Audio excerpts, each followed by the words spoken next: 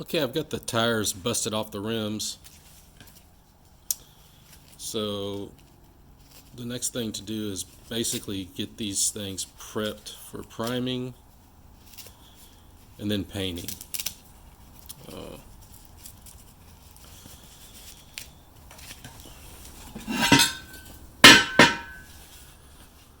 You can see the inside. They look kind of, there's some decent rust on there, but none of it is like super deep. It's kind of crunchy. I'll have to really work at this to get the bead back. This one actually had a tube in it, but I'm gonna go back all tubeless. I think this one had a tube just because he couldn't get it to seal. So you see, like, there's stuff like this, and some of this you can't really pry it out, but it's like, I think that's some kind of sealant or something, because there was a bunch of stuff in here that just kind of flaked off. So let's see what happens. I'm gonna start off trying to use a drill.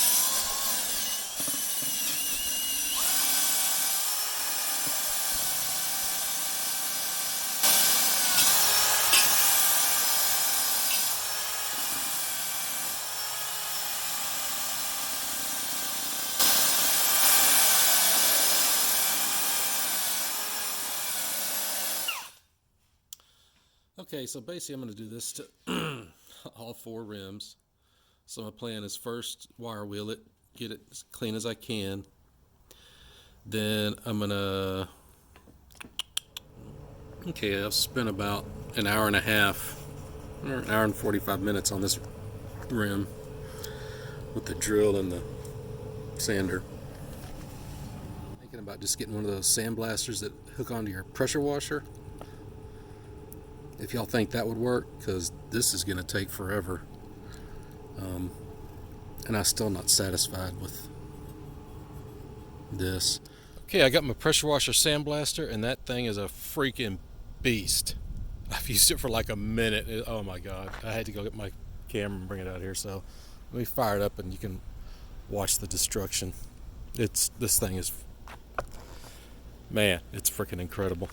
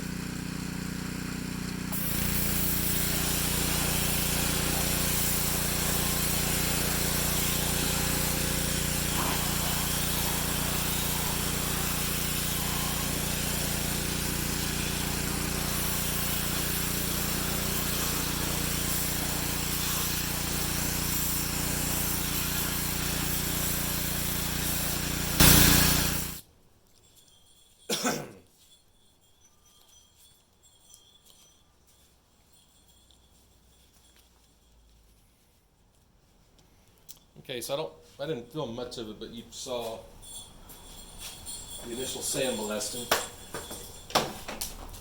Got them pretty clean.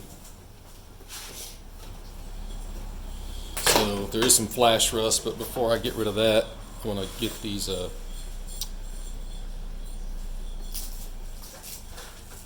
air valves off.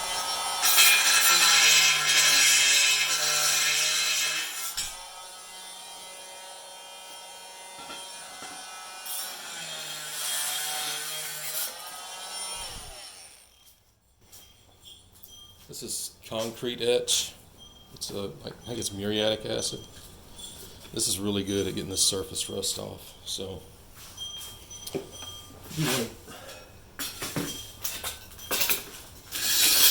this is flash rust. So we'll do one of these at a time. Don't get it on your fingers.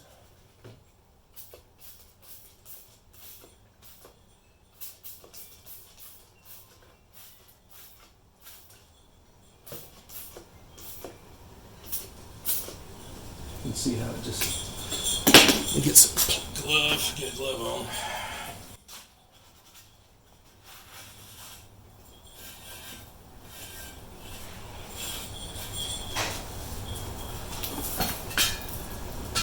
So you can see, after sandblasting, that's what they look like, and they just got surface rust, but that acid takes it off real quick.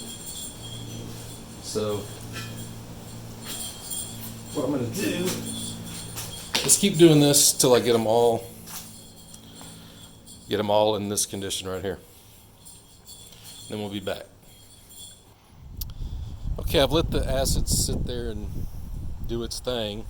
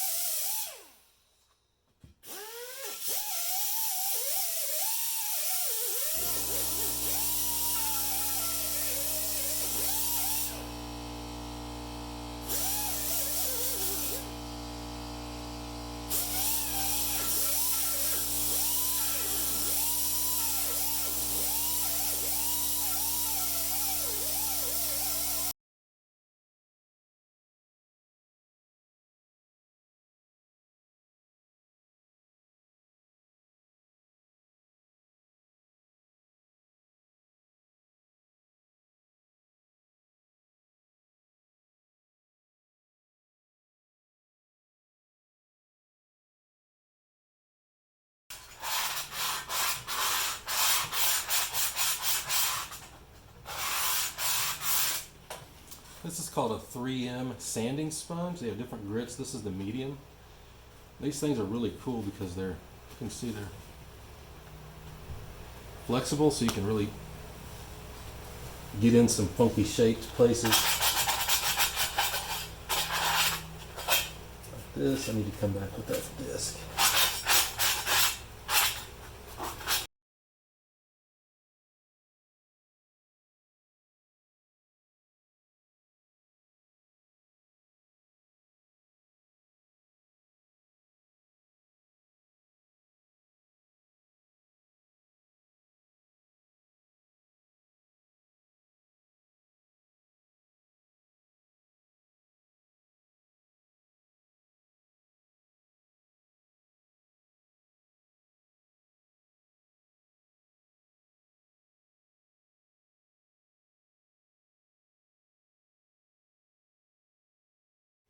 So I'm going to do that to the other 3 rims, and then when I'm done, we'll come back and clean them and get them ready to paint or primer.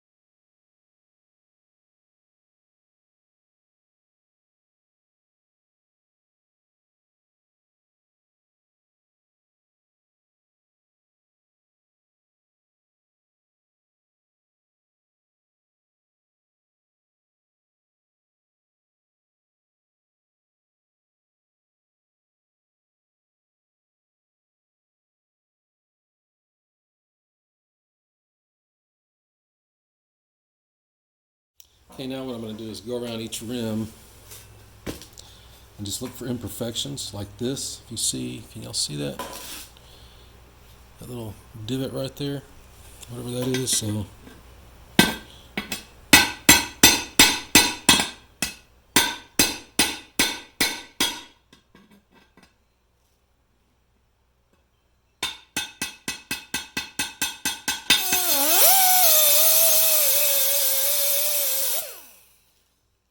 the back rims were fine. This one, like this right here. Can y'all see that? Is that showing up? That's kind of boogered up. But really, there's not. You can take the edges off, but there's really nothing else to do.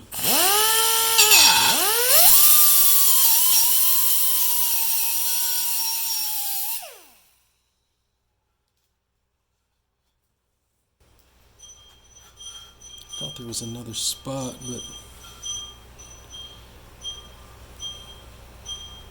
God, those freaking wind chimes.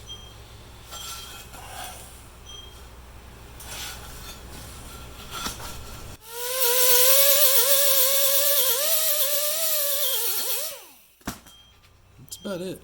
So I keep sanding these things because I'll sand one and then I'll finish it.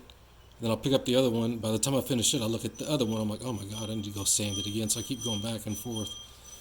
Pretty soon there's going to be a chrome finish on these things. But like that. I want to touch this up some more. I don't know if y'all can see that kind of rust right there. What I'm going to do is I'm going to finish sanding these, and then we're going to come back and prep them for paint.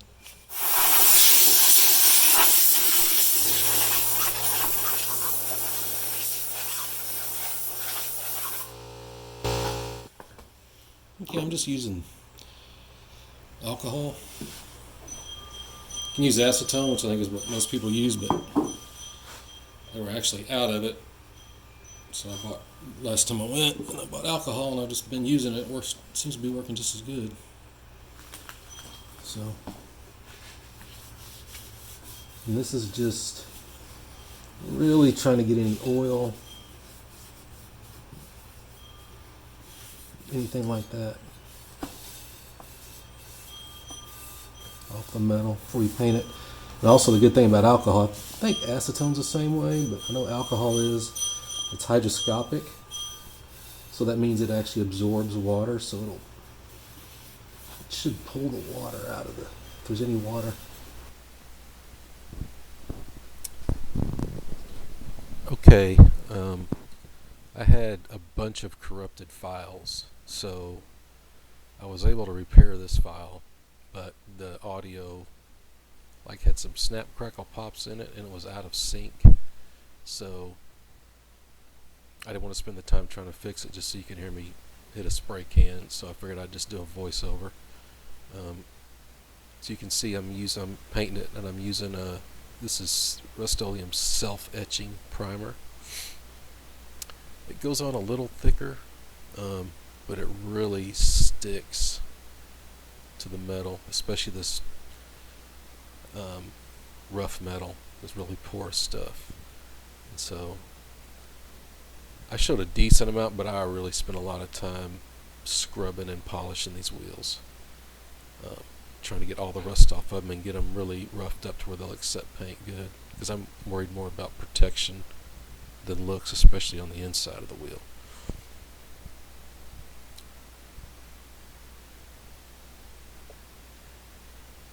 So I'm still painting, and I'm going to keep on painting. You see there, I'll talk about at some point I'll be painting the bearings. Now that's happening because I'm not saving them. I was going to save them because they all were in good shape, but when I used the sandblaster attachment on the pressure washer, you can see right there, if you look, you can see some sand in there, if this audio is actually synced up. But I got sand and all kind of crap in the middle there, and then I started looking at them, and I was like, I'm just going to replace them. So they're like $9 a piece from Kubota, so, but I looked and they only had 2 in stock, so I'm going to try to find them locally. But yeah, those are going to end up getting replaced, and I'll clean out that center section.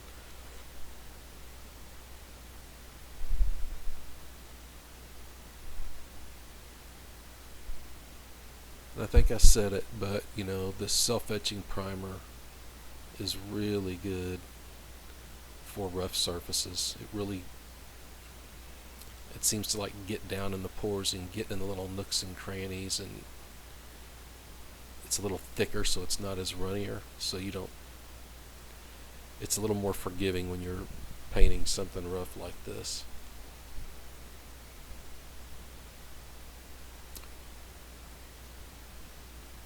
And later on you'll see that I will paint the inside of the wheels,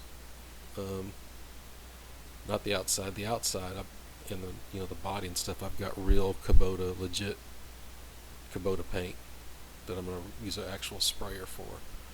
I'm going to really hog the paint on the inside of the wheels though, because I'm doing it just solely for protection, because you saw what they look like. So I mean, that was after 30 something years, but I want to put a really good coat of paint on there, and then I've got some other ideas on how to protect the interior of the wheels, which I'll be sharing later when I'm mounting the tires. But you can see at this point I'm pretty much done. I'm probably saying something that is irrelevant, but I finished, and now I let these dry. I think I come back and touch them up, and you can see I'm going to paint the other side, but then it'll be time to go ahead and do the painting the interior side of the rim.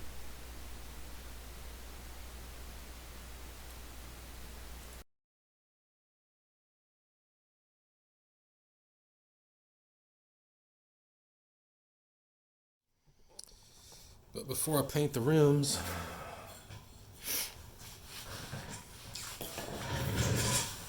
these 2 little guys got forgotten.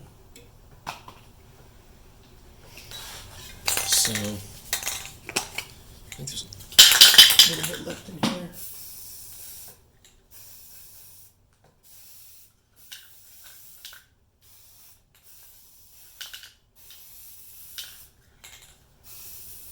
These will get painted probably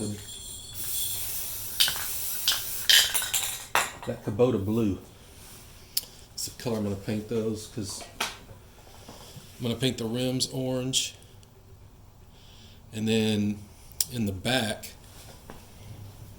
so I don't want to touch this. In the back, can y'all see that? Yeah. So in the hole, you'll just see the axle, and that'll be blue. And then on the front, I'll have that little cap right there, and that'll be blue. So it'll be orange rims, and then blue in the center. But now it's time to paint the interior of the rim.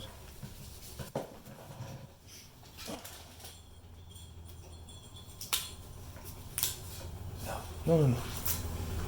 Oh, good Lord.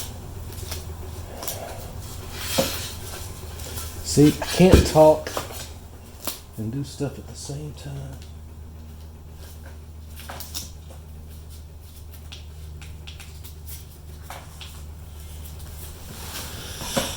There we go. Rust-Oleum Farm and Implement, Kubota Orange. This should actually help with any bleed through. There we go. Alright, so.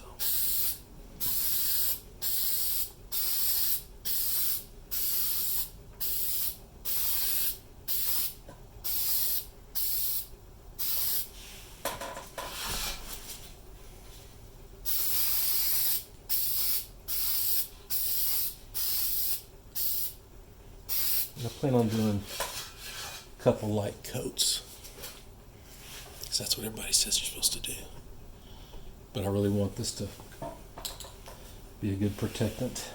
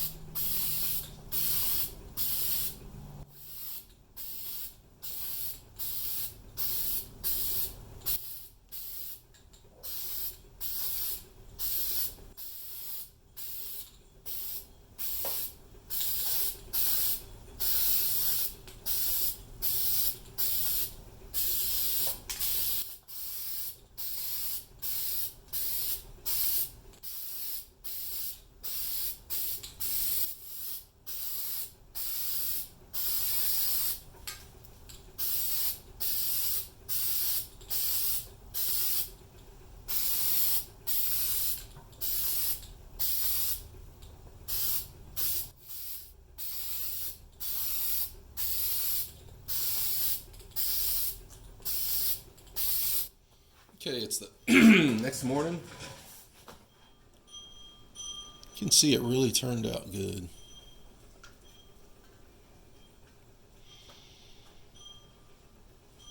All that time spent with the sander and the sandpaper, and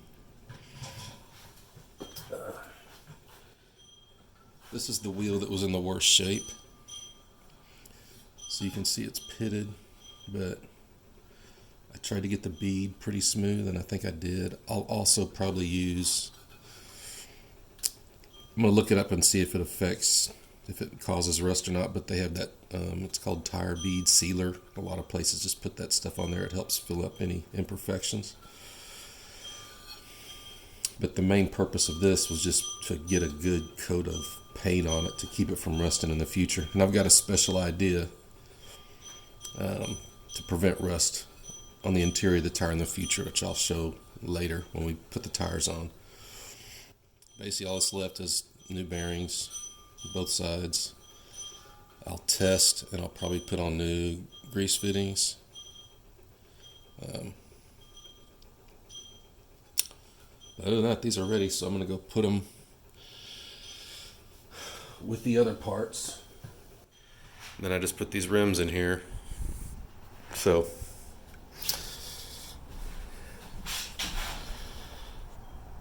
we're getting there. So the next step,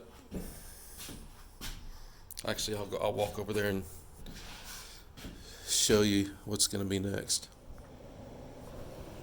Okay, so if you see way over there, that container, that's where the Kubota is, the tractor part. Then here in this shed, I don't know if the light will pick it up, but let's see if the camera adjusts in here. There's the body, and there's the hood. So I'm thinking the next thing I'll do is probably the hood, because it really doesn't need any body work. I think I'll take this grill off. I think there's some cracks in it right there. I'm just gonna try to make this grill as good as I can get it. I'll probably end up at some point, maybe not right now, but at some point we're just replacing those lights. They work, but they're all jacked up. I'll get this ready for paint, and then the body. And then after that, we just paint it. I have to put the steering wheel in, but I'm not putting the steering wheel and the steering shaft in until it's all painted, because it'll just get in the way.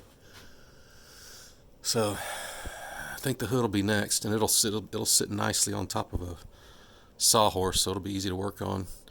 The biggest thing I'll be getting these decals off, to figure out how to do that, what the easiest way is, but we'll figure it out. So, all right, until the next one, see y'all later. Just because your room doesn't come with a microwave doesn't mean it doesn't come with a convection oven.